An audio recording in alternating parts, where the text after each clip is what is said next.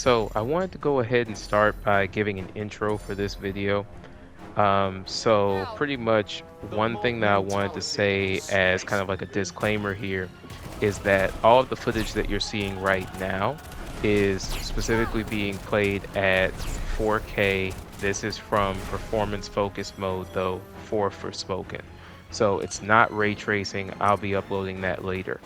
Also, the demo that will be following this, or in a sense, my first impressions of this demo, will be coming to you from a 1080p instead of 4K quality level. And that will be because of the fact that I was running on 120 hertz mode, which is also another setting that this game has. I didn't even realize that I was on 120 hertz when I filmed that. So there will be a slight quality decrease compared to this one. However, there will be more gameplay in the future that I will be uploading that will of course be only at 4K. And then also I intend to do some upscaling for some other gameplay that I've recorded later as well. But anyway, that's about it. Thank you for watching. I hope you enjoy the quality of both this video and the upcoming demo. Thank you so much, and let's get into it.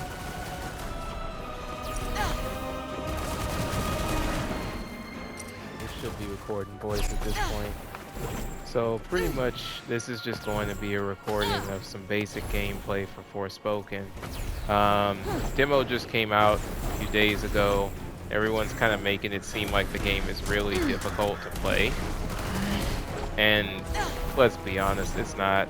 Now, right now, these enemies are going to be on hard mode. And I'll validate my settings in a second so that we can really get into that. Yeah. So right now I'm using all of her kind of like scattershot abilities right now. Your skills are coming along. This is how this is set up. You know, you can use the R1 trigger, scattershot, burst shot, shield shot here. Actually, probably easiest to just show the controls and the settings. So if we go here, these are all your basic controls. You have R1 and R2 for your attack magic, L1, L2 support magic. When you want to cast really large spells, L2 and R2 together do that. You can charge certain spells too, that's shown here as well. And then you have your different directional commands and stuff like that. Magic parkour as well. So, and of course my settings did show the difficulty was on hard. So I mean, traversal does take a second to get used to. A lot of it is knowing when to press certain buttons, like the X button, for example, to bounce her traversals. She can parkour off of pretty much anything. So you just have to know really when and how to control the character. A good hint to me for the control, and people will have to figure out what works for them and what doesn't. For traversal, and I believe it's in, is it in controls? No, display, it's not that one. It may even be in accessibility. Yeah, it's in accessibility settings. Under battle settings for magic parkour sprinting, I would switch it to toggle. Default is like this. So default, I have to hold the X button, I mean the circle button the entire time to keep her traversal active. To be quite honest, that's a lot of work, and no one should really complain about having to switch it to toggle, because that's something that people did for Horizon Forbidden West constantly. So it's the same concept here. If you switch this to where it's a toggle, then she stays in this mode as long as you have it active until you decide to deactivate it, which is just pressing the L3 button. So pretty much pressing your left stick down. So with that said, let's go ahead and demo some combat. So the last time I was using phrase magic, which is grass magic. So there's two different ways to switch to fire magic. Well, really three different ways actually. A lot of people were getting mad that the wheels take a long time. So there's this method, which is pressing L1, R1. This is the slow method. There are two fast methods. This is just by pressing the D-pad. I can go back and forth between the two types of magic. And you can also have another method too. So if I do L1, R1 square, I can pull into the type of magic. And then from there, it's just getting used to the speed of combat. Again, not that difficult. Oh, and she can get injured by her own magic. Sometimes I do forget to take that into account. Now, with the combat on hard, this is very fast-paced. So you have to really be able to adjust and adapt to the speed. I'm also in the middle of a lot of enemies right now and demoing things. So, burst shot. This is burst shot. Hit an enemy with it, it explodes. We're gonna switch again. I'm gonna switch to rage slice. Rage slice is pretty much hand-to-hand combat. Once she comes down, like that, presses the enemy down, finish her with a triangle. We're gonna get out of combat again, and then I'm gonna switch to arc slice. Arc slice, pretty much we're gonna dodge those enemies using flow. Arc slice is like that. It's a crowd clearing move. Now, that support move that I used there is actually a move to pretty much take an enemy down with a rush. You have all of these different support moves. So, we'll go ahead and we'll try Bombardier on this deer. We'll leap over him, confuse him a bit, then we kick him. Turns him into an exploding bomb. Hold on. And so there we're done with the fight. I'm tired after that. Also, the state that I was in, of course, is her natural flow state. There are a few different ways to activate and control that flow state. You have, again, the long-term activation, which is to do it like this, where she's actually running in that state the whole time. The short-term activation is to just press the circle button, which is pretty much your basic dodge. Again, it's up to you whether you want to use the hold flow or if you want to do the basic dodge flow. That's kind of going to be pretty much based on player skill and situation. But here we can also see the parkour, and here's a good kind of picture of the world too, just the general setup. So, something else that's interesting that I'm seeing some people having trouble with, traversal, in terms of walls. So she has different abilities. If you want to skip off of a wall, you have to make her grab that wall like this. The grab looks momentary because you can't really see it, but if you time it right, that's how you can get her to jump from point to point. This is tough going. So it isn't as bad as people think it is. Also, just make sure that you do not take a direct fall. Direct falls into the ground will hurt. She can use her magic to soften the blow, but if it's too far or like too high, then yeah, you're gonna take some damage. And I mean, let's be honest, the idea is, from what we see, without her having flow state active, she's basically just a normal person. So she really does need to constantly be accessing her magic.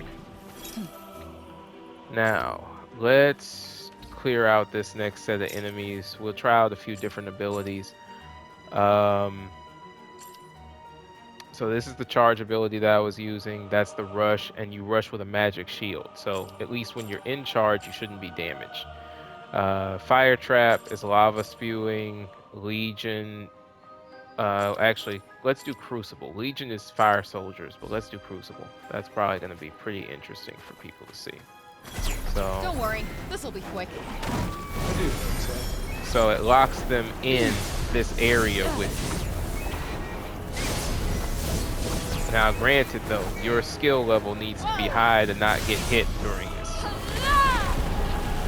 because the enemies are locked in with you, right? You can also use the wall as a bounce point, which is pretty cool too. So, as you can see, this was on hard difficulty. Granted, I've leveled up a lot of my stats, so that's the other reason it went so fast. But yeah, Crucible combined with like a large magic charge super and then any other attacks, pretty much instant death to enemies. Oh, something else with traversal. When she is running, if she glows for a second, we gotta get enough space for it. Then you can use that, which is pretty much like a blast. It's like a flame blast leap. And again, just to stop her is just press down the L3 and you're out if you're using the toggle method. Now, I will admit one thing I'm not a super big fan of are these puzzles. Yeah, and it's just because there wasn't much explanation here. So all you have to do is actually connect the lines. That is it. So that means that normally probably the easiest way to do this is to just bring one of the squares into where you can kind of connect everything. So what we'll do here is bring, whoops. So the other thing is the sensitivity of the control stick is insane with this mode. So that's something just to note as well. So now we have those connected, right? Let me see how I want to do this. Okay. I want to put that one there. Let's see here. Move that there. And then I just need one other piece.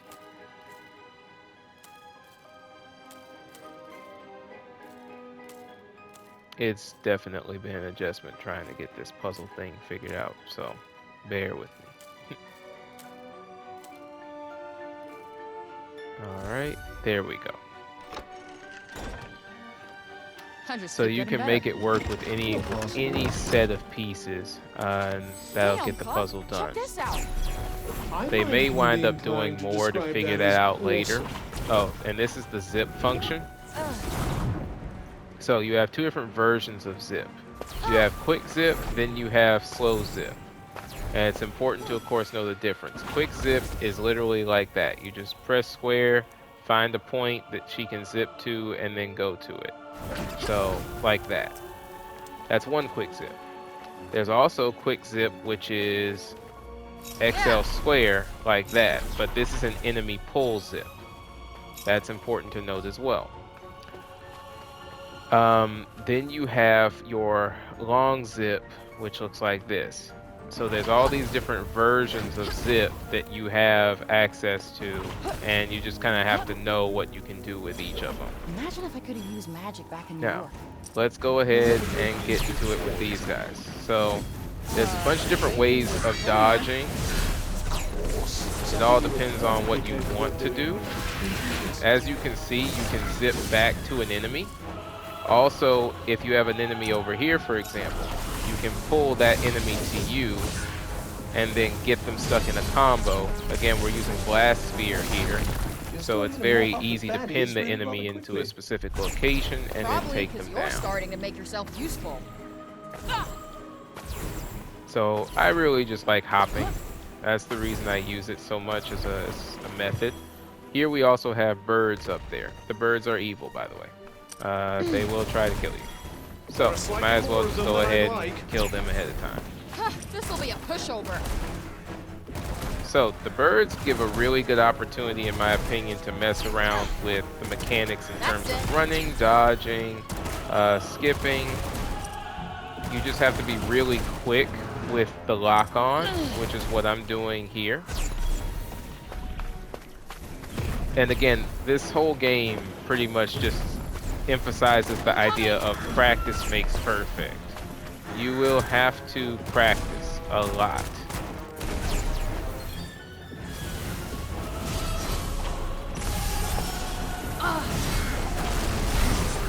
See, we're even capable of dodging something like that. I dodged that whole combo string, even though it looked as if it should have been impossible to do so. But it's just because of the fact that you have to practice the games. Oh, for her burst spear, if you want to, you can charge the spear, jump, and then she does that type of motion, which is pretty much a jump and slam with the Can't spear. complain about an easy ride. Can't you? Doesn't exactly get the blood pumping. Now, that's enough of the combat, I think, for a good base demo. Let's go ahead and look at some of the other functions. So we're going to go over here to kind of what is, I guess you could say, one of her house lodge points. So we go in here, There's a lot that you can do in this Thinking of section. making First is something. basic crafting and upgrading. Now, since this is the demo, we have more accessibility than, of course, what we'll actually have later in the game, or when you first start the game, sorry. So we have crafting, we have upgrading. You can look through her different cloaks and abilities. Eventually, you will unlock abilities that will allow you to upgrade all of these pieces: health, defense, magic, in terms of red, purple, enhancements, and the different characteristics that the specific cloak will have. Then you have the necklace as well. Everything's upgradable here too, including larger level upgrades, as you can see, that give you even more points and abilities. Um, so yeah, all of these stats are important and can be changed. We haven't even gone into our main menu yet. This is just Hey, looking that around. cat. Did it tail us here? Oh, that's so sweet. Hey, little guy. So this is actually the familiar that you have, and there's a way to unlock it. And when I was playing through the demo, you actually have to like catch or walk up to the familiar and befriend it. Time to curl up with a good book. So here in this section of the lodge, you can actually pick different things you can do with your spells. So you can actually go through different trials or challenges to build up power and increase the ability levels of the different ones that you have. So you can actually start these different challenges and then do that in turn. So it's a really good way to level up and increase the power of your specific character. And then this is the area where, of course, you can rest and heal pretty much. Nothing too special or spectacular with that. We'll walk back here, and I haven't actually done this part with the familiar yet, so let me see if I can activate that just to see what's going on. Yeah, you like that, don't you? Oh, so I guess it's just a really short interaction with the familiar. Cool. So we'll do a Break few time's things. over. First, let's demonstrate fast traveling. Because of the PS5 and the way in which they set up the load times, fast traveling is, well, insanely fast. If we want to travel to this location, Journey's in. that's our fast travel. Wow, that was It's quick. pretty much instantaneous. It's quite cool. And of course, we have enemies over there who we'll have to start, or we could start a fight with in a second. So you have a journal that lists your objectives. That's pretty straightforward. Then you have this map. The map is really cool in that, so you have this version which you can tell is slightly 3D, but in a sense it probably looks, initially it looks 2D almost when you're zoomed out. But when you go into 3D, you actually have, or should I say the smaller version of the more refined version of the zoom, where you focus in on a specific area, it becomes totally 3D, which is really, really cool. You can figure out exactly where you're going to go, how high each of the specific settings are, and your markers re- pretty much respond to that too. So if I wanted to set a marker on this treasure chest right here, then as we can see, that marker is actually set at a three-dimensional coordinate, and it will help you find that location when you're playing through the game. It's really, really nice. You can see your fast travel destination list just by pressing on L3 here. It will literally sort that for you. So you don't have to go through the trouble of going into like trying to find each one point by point. Of course, it has a way to easily show your current location, remove markers. I'm sure y'all can read all of that here on the screen. If you want to switch maps, you can. So this shows us the areas that are not accessible right now.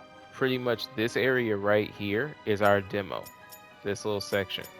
So for those who are still judging the demo, please keep in mind you won't be able to see anything in terms of like the market structure, selling, upgrading, interacting with people for the most part yet, because of course those are going to be in the city areas. So, I mean, there's still a lot that will have to come to fruition with this. I'm sure that they already have a lot of that planned out because, of course, we get the game in a month. Um, but yeah, at least from my standpoint, I'm pretty impressed with what I see. But I mean, it is one of those where depending on your background, the games you like to play, this might be an adjustment. Okay, so this is her skill set or her skill tree and how it's set up.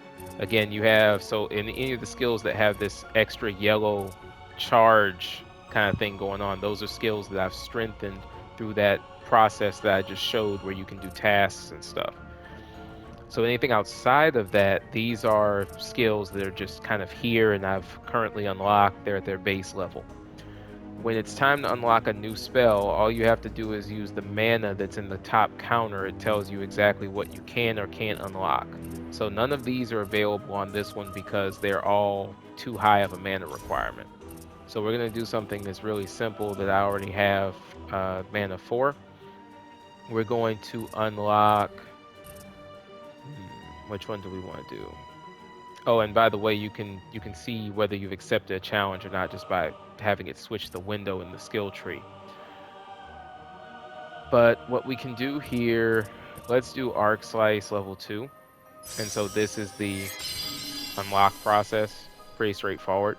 You can also hold the triangle button down to literally convert this all back to mana in case you want to totally readjust your skill tree. So the skill tree is totally conformable right now. I don't know if that'll be the case once we get into the main game. You may have to unlock a skill to be able to do that, but at least the way it shows here, this is really, really cool. I mean, you can rebuild your character as much as you want on the fly. So this is how we look at her different stats. Those are displayed, of course, to the left. If we look here for her gear, and this is the important part, you can actually choose what gear you want equipped. So we can go in here, find the cloak that we want to use. Right now I'm using the Gracious Cloak, and that's simply because I put several different things on here.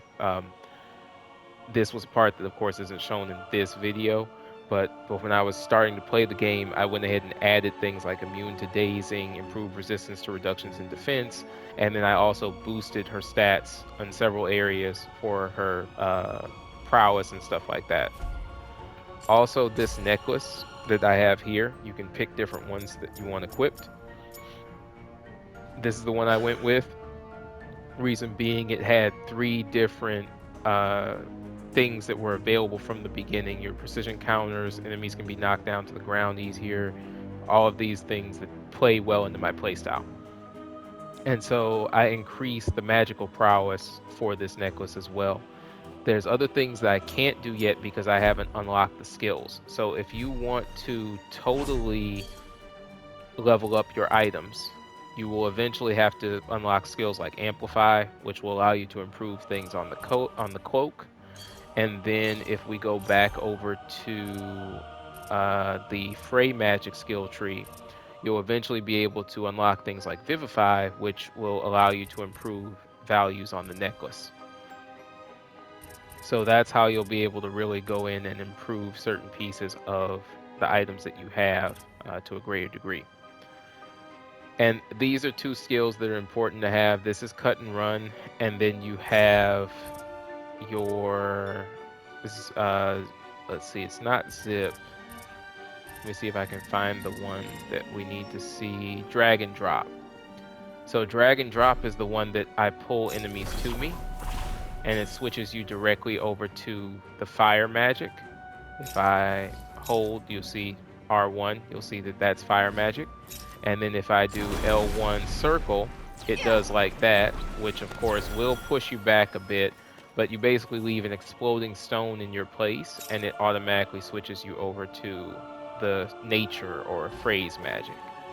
So I normally like to run in fire magic as default, so I'll just do that quick switch. Again, you could have just switched them also using the D-pad. And that's, I mean, it's a very fast switch. If that's not fast enough for you, I don't know. So, all right. Let's go into the nails. So you can actually customize her nail designs, and the nail designs give you abilities. So for me, for example, I'm running with Blue Flash, and I should say not give you abilities, but they give you benefits and certain boosts or perks. So we can see the different types here. Currently, I'm running with Blue Flash so that my attack spells come back quicker, all damage lessened. And then right hand, I have the Ignite one because I like the fire spells. However, as we can see, you can always change the color. You just need the items in question. So the resources on the left, like Welkin Cluster, Lucid Cluster, yeah, you just need those. So that's what you'll have to do by picking up resources. And then they even have this resource screen where you can keep an eye on all the different resources that you've collected. What is also pretty cool, and I do have to test it to be certain, but I'm pretty sure I'm right on this. If I move the right hand and I select a different paint color, then yeah, that paint color is actually reflected in the resources section. So it literally remembers all of the things that you did in terms of the nail design and stuff like that, which is just a really nice touch in the rendering here. So we'll go ahead and switch back to Ignite, because again, that's the one that I use for my stuff. And then here's your archive as well. I mean, this is of course standard for pretty much any game, right? Where it walks through your different equipment, the different things you picked up, all that stuff. Um, is still pretty cool to see though, because each of them has their own little entry and history behind it. This explains the different things that you might pick up in the game. And I'm just doing this so that I can get rid of all purple dots. That's something that, as a someone with a tiny bit of OCD, that annoys the mess out of me. Okay, and so here you can actually see different things about the monsters, and you can also scan your enemies in real time in the game. But this also helps you understand what you can use against different enemies. As you can see up at the top where it shows Frey's magic and Silas's magic, if you have the down arrows, then that means that it's actually resistant against those things. So it's very important to note. Versus if you have up arrows, for example, and that shining figure, that means that that's what it's actually totally weak against, and that's what you should use as the type of magic against it. So in this case, fire magic against this monster. So again, lots of different types of monsters in here. You have some that are mutants. I believe I've beaten a few mutants at this point. So let me see. This, for example, is a mutated creature. So yeah, definitely on a slightly different level. This one is another one that's kind of mutated. So yeah, think like Pokemon. It's their evolved form. All right. So that's that part of the archive, and again, they have the little examples in the world here. I'm still getting used to the button switches, so uh, forgive me for that. And then this is the tutorial section where you can look in here as well if you kind of need a little bit of help in terms of how to do certain things in the game. They have the battle ranking explanations too, so that's also important. And I will admit the fisheye lens thing takes a little getting used to in terms of how they really have this set up, where it almost has that curved effect when looking at the game. But to be honest, after playing it for a bit, it's fine. It doesn't really bother me too much. Okay, so this of course shows you different things in terms of, like, for example, if you get hit and cuff, which is your talking bracelet, happens to block in a certain situation, then that talking armlet can actually, if you press triangle, you can create a blast that will kind of like that pretty well. No, that's a last chance block. Sorry. I don't know if they have a good example. I can try and get hit and show what that would look like. Oh, this might be it. Yeah, and that's Cuff's counter right there. So it blows the enemy back and it can give you a little bit of health. So it's actually a pretty nice counter to use. So that's something that I have not mastered yet, is the precision counter. That's one thing that I'm still trying to work on. As for the rest of it, this is pretty much simple. So you can learn how to do spell combos and stuff. Obviously, there's the switching between spell sets, which I've already demoed for you. These are the different pieces that you have to remember here. So you have your stamina recovery speed boost, you have auto heal, then you have attack buffs, defense buffs, and all the different things in terms of like whether you've been inflicted with poison, stamina recovery, stuff like that. It's important to know that the SAS effects are there and how to deal with them. You also have dodge rolls when you're in the process of using spells. But remember that to do a dodge roll, once you do, it will break the spell that you're using. So it stops you and you have to reload. Then there's different forms in terms of the magic parkour. You need to know when there's unblockable attacks on the way. If you see a red glint, you can't block that. You need to get out of the way. Um, you have piercing attacks, which in that instance you need to get out of the way as well. And then, of course, if you can get an enemy without it spotting you, you'll be able to do normally really, really strong blows. And then, of course, there's the killer blows, like I demonstrated with Triangle as a finisher. And then you have your Surge Magic, which are the really, really strong attacks as well. So that's pretty much it in a nutshell. To be honest, I will say, as a critique of the demo, these are the kind of things that should have been heavily explained. And a lot of this is actually my first time reading this section. A lot of this I figured out on my own just by fighting different enemies. But so we've gone through the archive, and you can look at your statistics here and see how many enemies you've defeated, total play time. Again, at this point, I've literally been playing this, I think, total, it looks like for a total of 8 hours on a demo, because I've just been trying to figure out how to max out different things and just really understand the character dynamics. So now let's go ahead and test out something else. Oh right, I need to switch to the map. I'm so used to just having it up by default. So let's switch the map so that we can get a little bit closer. So there's, again, obviously a lot of stuff to look at, but we're about to be done as far as I'm concerned with what I want to show for this general demo or explanation of the demo. So let's go ahead and just head over to one more area, and those numbers of course show where our target locations are.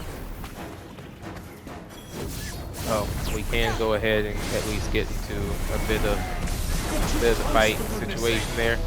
So I didn't turn back, but I saw that the enemy was going to hit me with an attack, so I just pretty much dodged there. A lot of this has to be instinctual when playing the game, and maybe they're going to improve the visuals later, but and what I mean by improve the visuals really is probably for those people who feel that the fighting is a little too close, then you'll be able to actually see certain things better in terms of like being able to pull out the camera some. To me, though, this camera isn't that bad. It really reminds me of Horizon Forbidden West in that, to me, the camera never felt big enough. So, I mean, hey, it is what it is. We signed up for our different types of games, right? Who cares? Just need to So, fight our way out. We'll go here. I'll use that ability. These guys are vulnerable to grass techniques, so that's what we'll use here.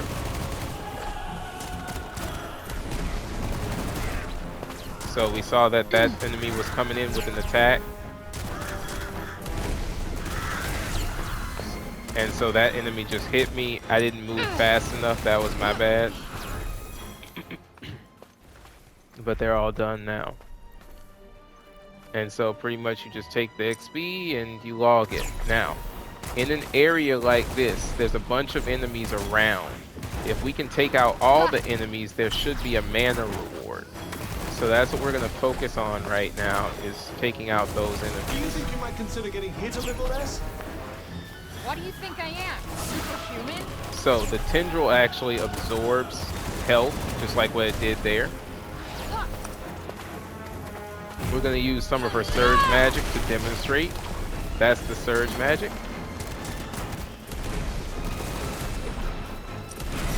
Much obliged. All right. Well, finish the job.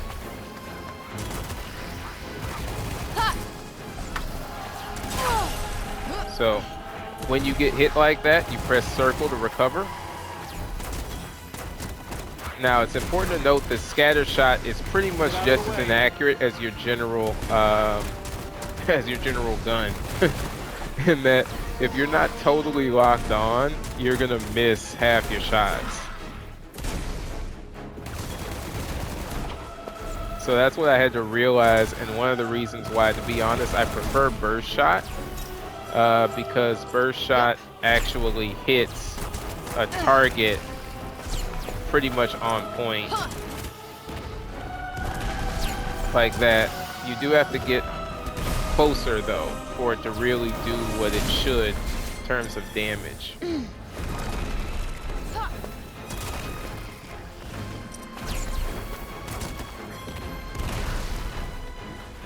I'm trying to see who else is left right now.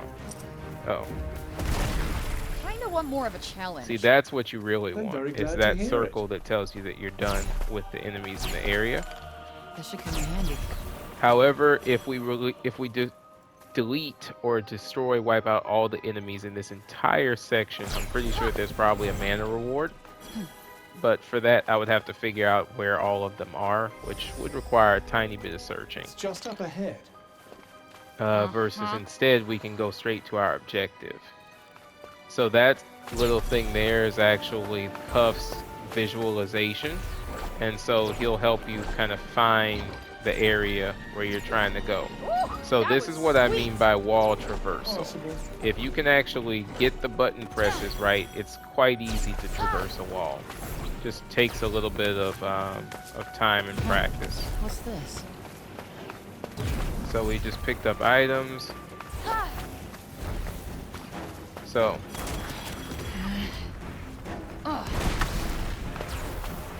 see how I just dodged that? Just takes a little bit of practice. Just pay attention in a sense to what you're seeing on the field, that's all.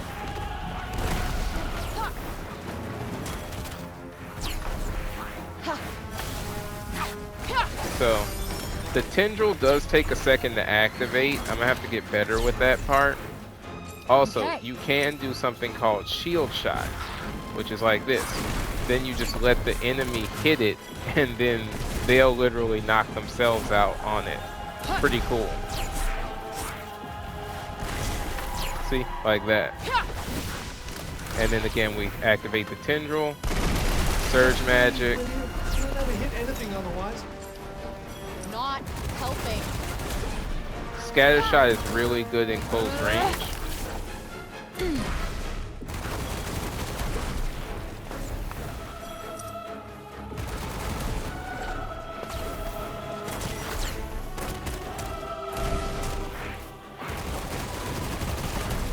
That's a middling, I suppose.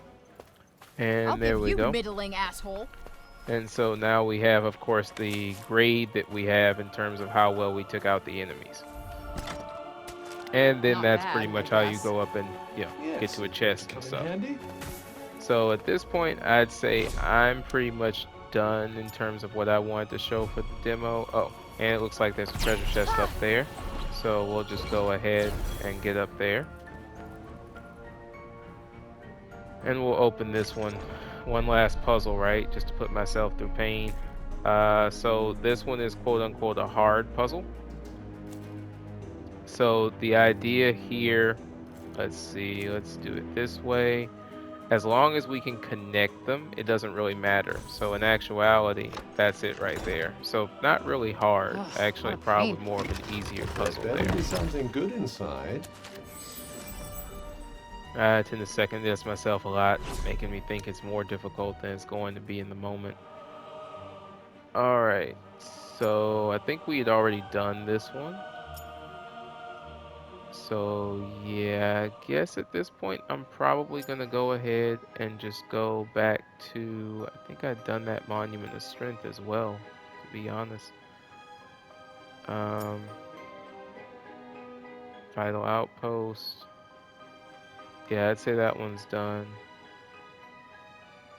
Because if I'm right, if they have the gold symbol, that means I already did it. because they're already lit up. So we're just gonna go back to the house, and actually this can show you another fast travel thing, which is pretty cool.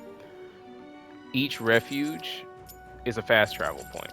So now I can literally just select the refuge in question, and I'll pick up some of these chests that you see over there later. So we'll just go straight to it, travel, and We're again, here. fast travel is pretty That much really instant, was which is miraculously really cool. fast. So we'll just go in here, and we can show one more thing off, which is simply the rest dynamic, and we'll end it here.